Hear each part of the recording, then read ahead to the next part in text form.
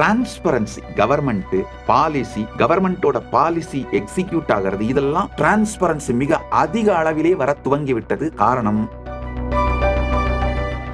AI மொத்தத்தையும் எளிமையாக்கி விட்ட. இப்ப இதுக்கு மேல பாத்தீங்கன்னா அடுத்த 10 ஆண்டுகளில் பயிற்சி நிறுவனங்கள் எல்லாமே பிராக்டிகல் எக்ஸாம்ஸ், பிராக்டிகல் ட்ரைனிங்க்கு மட்டும்தான் அந்த நிறுவனத்துக்கு நீங்க போக வேண்டியிருக்கும். மற்றபடி இது எல்லாமே ஏஐ மூலமாவே முடிஞ்சிடும். அதுவும் அந்த கான்டாக்ட் கிளாஸஸ் எல்லாம் ரொம்ப குறைந்த நேரமாக மாறிவிடுங்க. ஏன்னா அகில இந்திய அண்ணா திராவிட முன்னேற்ற கழகத்தின் மூத்த தலைவரும் ஃபவுண்டிங் மெம்பருமான திரு பொன்னையன் அவர்கள் கேள்வி அனுப்பியிருக்காங்க. அவர் ஃபார்மர் ஆர்கனைசிங் செக்ரட்டரியாகவும் பப்ளிக் ரிலேஷன் இன்சார்ஜாகவும் அனைத்துலக எம்ஜிஆர் மன்றத்தோட செயலாளராகவும் இருந்திருக்காரு. அது மட்டும் அல்லாமல் முன்னாள் அமைச்சருமாக இருந்தவர் திரு பொன்னையன் அவர்களை வணங்குகின்றேன். உங்களுடைய கேள்வி அருமையான கேள்வி. How can hunger be eradicated and how can people be enabled to earn money through positive means? உங்களுடைய இந்த கேள்வி மிகவும் ஆழமான சமூக பொறுப்புடைய ஒரு அரசியல்வாதிகிட்ட இருந்து வர கேள்விங்கய்யா. முதல்ல உங்களை மரியாதையோடு வணங்குகின்றேன். அது மட்டும் இல்லாம உங்களை பலமுறை நேரில் சந்தித்ததையும் நினைவு கூறுகின்றேன் இனிமையோடு. இந்த கேள்வி how can hunger be eradicated? ஒரு மனிதன் வேலை செய்தால்தான் அவனுடைய பசியை தீர்த்துக் கொள்ள முடியும் என்கிற சூழ்நிலையில் வைத்திருந்தால்தான் அவன் வேலை செய்வான், இல்லையேல் சோம்பேறியாக மாறிவிடுவான் என்று அரசியலிலே முடிவெடுப்பவர்கள் வைத்திருக்கின்ற கருத்தை நாம் விட வேண்டும். உண்மையில பாத்தீங்கன்னா 1 கோடி பேரில் ஒரு 10 பேர் எடுக்கிற முடிவுகளைத்தான் அந்த கோடி பேரும் வாழறாங்க. உதாரணத்துக்கு தமிழ்நாட்டில் 8 கோடி பேர் இருக்காங்கன்னா இந்த 8 கோடி பேருடைய வாழ்க்கை சம்பந்தமான எல்லா பெரிய முடிவுகளையும் வெறும் 80 பேர் தான் எடுக்கிறாங்கய்யா. அதுக்கு மேல கிடையாது. 80ங்கிறதே கூட அதிகம். உண்மையில இன்னும் சுருக்கி பார்த்தா 8 பேர் தான் எடுக்கிறாங்க. 1 கோடிக்கு ஒருவர் தான் முடிவெடுக்கிற அந்த மாதிரி ஸ்ட்ரக்சர் தான் நம்முடைய பொலிட்டிக்கல் ஸ்ட்ரக்சர். பிராக்டிக்கலா சொல்லணும்னா முடிவெடுப்பவர்கள் இந்தியா முழுவதும் 140 கோடி பேர் தான். மொத்தமா 140 பேர் தான் டெசிஷன் மேக்கர்ஸ். மீதி எல்லாமே அதை எக்ஸிக்யூட் பண்றவங்க தான். இந்த டெசிஷன் மேக்கர்ஸ் மத்தியில ஒரு தவறான புரிதல் இருக்கு. மனிதனை அவன் வேலை செய்தா மட்டும்தான் பசி இல்லாம இருக்க முடியும்ன்ற நிலைமையிலேயே வச்சிருந்தாதான் அவன் வேலை செய்வான், இல்லைன்னா சோம்பேறி ஆயிடுவான், அவனை கட்டுப்படுத்த முடியாது அப்படிங்கிற தவறான புரிதல் நம்முடைய முடிவெடுப்பவர்கள் மத்தியிலிருந்து அழிய வேண்டும். ஒரு மனிதன் தன்னுடைய வாழ்க்கையின் மற்ற வளங்களுக்காக வேலை செய்ய வேண்டுமே தவிர, வேலை செய்தால் மற்ற வளங்கள் வரும், இல்லைன்னா மற்ற வளங்கள் இருக்காது அப்படிங்கிறதுக்காக வேலை செய்யணுமே தவிர அடிப்படை உணவுக்காக வேலை செய்யக்கூடாது. இந்த முடிவெடுக்கின்ற அரசியல்வாதிகள் மத்தியில் வந்துவிட்டாலே ஹங்கர் மறைஞ்சிருங்க. உண்மையில இப்போ ஹங்கர், பசி என்பது முடிவெடுப்பவர்கள் முடிவெடுத்து அதனால் பசியை வைத்திருக்கின்றார்களே தவிர பசி ஒரு பொருளாதார ரீதியான கட்டாயம் இல்லை. பொருளாதார ரீதியா இந்தியா மட்டும் உண்மையில உலக அளவுலயேங்க, உலகமே, மனித இனமே பொருளாதார ரீதியாக பசி இல்லாத நிலையை அடைவதற்கு தேவையான அளவு செல்வ வளத்தை பெற்றுவிட்டது. நம்முடைய உணவு உற்பத்தி திறன், உணவு உற்பத்திக்காக இருக்கிற டெக்னாலஜி, இது எல்லாத்தையும் பார்த்தோம்ங்கய்யா. பசியே ஒரு செயற்கையாக உருவாக்கப்படுகின்ற ஏழ்மை திட்டம். ஏன்னா பல நாடுகள்ல உணவுப் பொருட்களின் விலையை மெயின்டைன் பண்ணணுன்றதுக்காக விளைந்த உணவுப் பொருட்களை கூட கடலில் கொட்டி அழிக்கின்றார்கள்.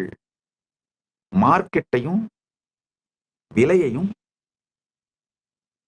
நாம மெயின்டைன் பண்ணணுன்றதுக்காக விளைவிக்கப்பட்ட பொருட்கள் கடலிலே கொட்டப்படுகின்றது. முடிவெடுக்கின்ற நபர்கள், நான் உதாரணத்துக்கு சொன்னேன், 1 கோடி பேருக்கு ஒருத்தர், அவ்வளவுதான் முடிவெடுக்கிறாங்க. உலகம் முழுக்கவுமே நாம டெமோக்ரஸி அப்படின்லாம் சொல்லிக்கலாமே தவிர, டெமோக்ரஸியா இருந்தால் கூட பாலிசி டெசிஷன்ஸ் எடுக்கிறவங்க 1 கோடி பேருக்கு ஒருத்தர் தான். தமிழ்நாடு முழுக்க இருக்கிற 8 கோடி பேருக்கு முடிவெடுக்கிறவர்கள் வெறும் 8 பேர் தான். இந்தியா முழுக்க இருக்கிற 140 கோடி பேருக்கு முடிவெடுக்கிறவர்கள் வெறும் 140 பேர் தான். உலகம் முழுக்க இருக்கிற 800 கோடி பேருக்கு முடிவெடுப்பவர்கள் வெறும் 800 பேர் தான். இதான் உண்மைங்கய்யா. உங்களுக்கு தெரியும், அரசியல்ல நீங்க 84 ஆண்டுகள் இப்போ மூத்த அரசியல்வாதி நீங்க. உங்களுக்கு நான் சொல்றது நல்லாவே புரியும். இந்த முடிவெடுக்கின்ற அந்த 800 பேர் மனத்திலே நாம புரிய வச்சோம்னா, ஹங்கர் சென்டர்ட், அதாவது பசி சார்ந்து மனிதனை இயங்கச் செய்வது மிகவும் கொடுமையான அடிமைத்தனம். நாம ஒரு சிவிலைஸ்டு சொசைட்டியா மாறிட்டோங்க. டெக்னாலஜி எங்கேயோ வளர்ந்துருச்சு. அதனால பசியின் இருப்பு பாலிசி டெசிஷன் எடுக்கிறவங்களுடைய கான்சியஸான டெசிஷன்னால வறுமை இருக்கச் செய்யப்படுகின்றது, பசி இருக்கச் செய்யப்படுகின்றது. அதை மட்டும் மாத்தணும்னா போதும், ஹங்கர் முழுமையா காணாம போயிடுங்க. ஹங்கர் எராடிகேஷன் வந்து எக்கனாமிக்கல் பிரச்சனையே இல்லைங்க. அதாவது பசியை ஒழிப்பது பொருளாதாரம் சார்ந்த பிரச்சனையே அல்ல, பாலிசி சார்ந்த பிரச்சனை. எஸ்பெஷலி இப்ப ஏஐ வந்த பிறகு டெக்னாலஜி, அதாவது நாலேஜ், எக்ஸ்பர்டைஸ் எல்லாம் டெமோக்ரட்டைஸ் ஆன பிறகு hunger eradication is just a policy decision. அது ஒண்ணு. உங்களுடைய இரண்டாவது கேள்வி, மக்களை எப்படி பாசிட்டிவ் மீன்ஸ் மூலமா செல்வம் சேர்ப்பதற்கு, பணம் சம்பாதிக்கிறதுக்கு எம்பவர் பண்றது, எனேபிள் பண்றதுன்னு கேக்குறீங்க. உண்மையில இந்த ஏஐ வந்த பிறகு நாலேஜும் எக்ஸ்பர்டைஸும் டெமோக்ரட்டைஸ் ஆனதுனால ஆக்சுவலாங்க இந்த அடுத்த 10 வருஷத்துல என்ன நடக்க போகுதுன்னு சொல்றேன் பாத்துக்கோங்க. நாலேஜ், இன்ஃபர்மேஷன், எக்ஸ்பர்டைஸ் இதெல்லாம் டெமோக்ரட்டைஸ் ஆனது மட்டும் இல்லாமங்கயா, பாலிசி டெசிஷன் எடுக்கிறவங்க ஹங்கரை, அதாவது பசியை அகற்றாமல் வைத்திருப்பதற்கான டெசிஷன்லாம் எடுத்தா கூட அவங்கள தாண்டி மக்கள் தனிப்பட்ட விதத்திலே தங்கள் வாழ்க்கையை மேம்படுத்திக்கிறதுக்கு ஆரம்பிச்சிட்டாங்க. உண்மையா சொல்லணும்னா டிரான்ஸ்பரன்சி, கவர்மெண்ட் பாலிசி, கவர்மெண்டோட பாலிசி எக்ஸிக்யூட் ஆகிறது, இதெல்லாம் டிரான்ஸ்பரன்சி மிக அதிக அளவிலே வர துவங்கி விட்டது. காரணம், இன்ஃபர்மேஷன் ரொம்ப குயிக்கா ஸ்ப்ரெட் ஆகிறதும், நிறைய பேருக்கு சட்ட அறிவும் அரசியல் அறிவும் மிக எளிமையா கிடைக்கிறதும். இது இந்தியாவில் மட்டும் நான் சொல்லலைங்க, குளோபலாவே இந்த மாற்றம் நடக்குது. குளோபலாவே இந்த மாற்றம் நடக்குது. ஒரு விதத்துல பார்த்தா இது நன்மை. உண்மையில அடுத்த 10 ஆண்டுகளில்ங்கயா நீங்க சொல்ற இந்த 2 பிரச்சனையுமே சால்வ் ஆயிடும். ஹங்கர் வந்து எராடிகேட் ஆயே தீரும், பசி காணாமல் போய்விடும். ஒண்ணு.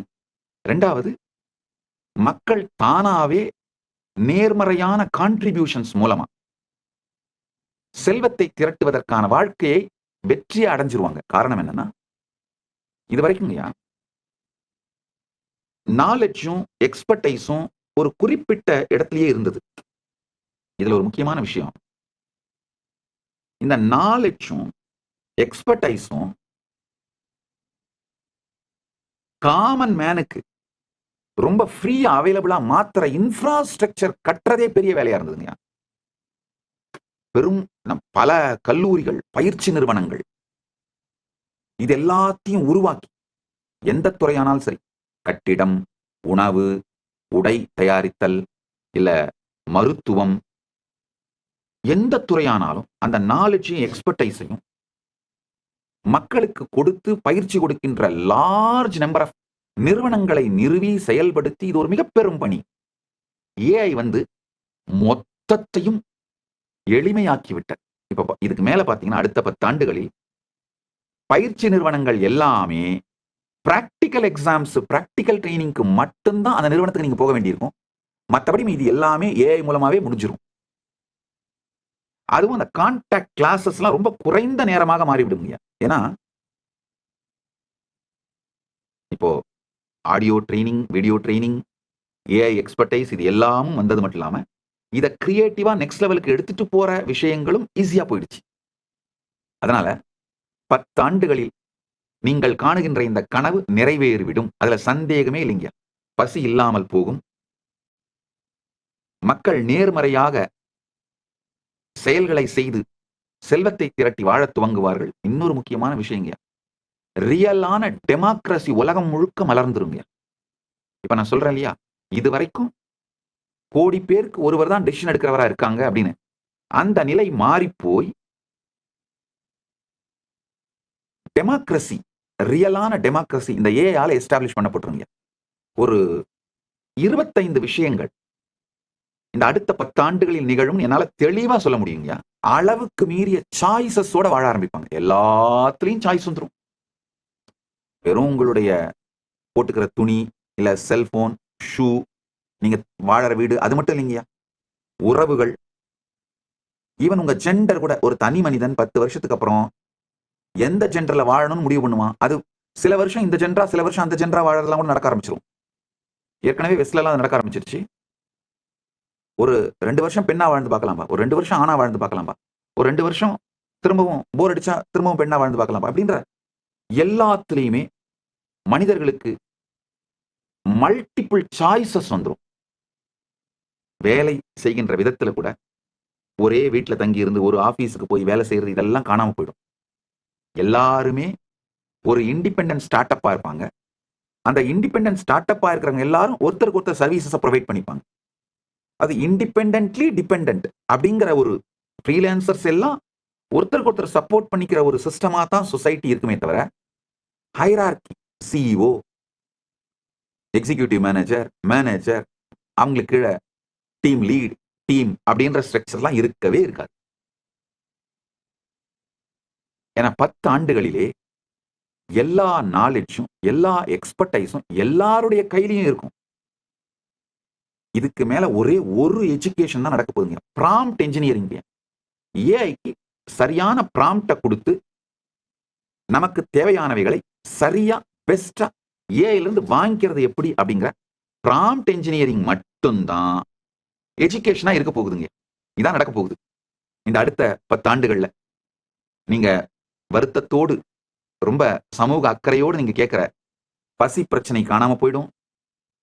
மக்களை ஒர்க் பண்ண வச்சு பணம் சம்பாதிக்க வைக்கிற இந்த பிரச்சனையும் காணாம போயிடும். மக்கள் எதை ரசிக்கிறார்களோ, எதை ரொம்ப என்ஜாய் பண்றாங்களோ அதை செஞ்சுக்கிட்டே அது மூலமாவே பணத்தை சம்பாதிக்கின்ற வாழ்க்கை முறை வந்துருங்க. இந்த தனியா வேலைக்கு போறதுங்கிற அந்த கான்செப்டே அழிஞ்சிருங்க.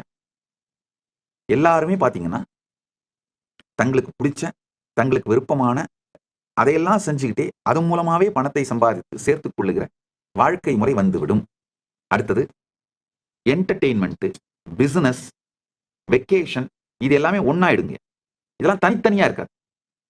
இப்ப பாரு, ஒரு வருஷம் முழுக்க உழைச்சினா கடைசியில ஒரு வருஷத்துக்கு 15 நாள் லீவு கிடைக்கும். நீ அந்த லீவ்ல போய் வெக்கேஷன் போய் சுத்தி பார்த்துட்டு வரலாம். இதெல்லாம் இருக்காது. மனிதர்கள் யாரு வேணா, எப்ப வேணா, எங்க வேணா டிராவல் பண்ணிக்கிட்டே அவங்க வேலையை பார்ப்பாங்க. வெக்கேஷனை என்ஜாய் பண்ணிக்கிட்டே வேலையை பார்ப்பாங்க. வாழ்க்கைக்கு தேவையான செல்வத்தையும் பெருக்குவாங்க. வாழ்க்கைக்கு தேவையான விதத்திலே அவங்க விரும்புறபடி வாழ்க்கையை அனுபவிக்கவும் செய்வாங்க. இப்படித்தான் மனித சமூகம் மாறப்போகின்றது, மாறிக்கொண்டிருக்கின்றது. 10 ஆண்டுகளில் இப்படித்தான் இருக்கும். உங்கள் எல்லா பிரச்சனைகளுக்கும் தீர்வுகளை பெற பகவான் நித்யானந்தரை கேளுங்கள். Ask Nithyananda AI.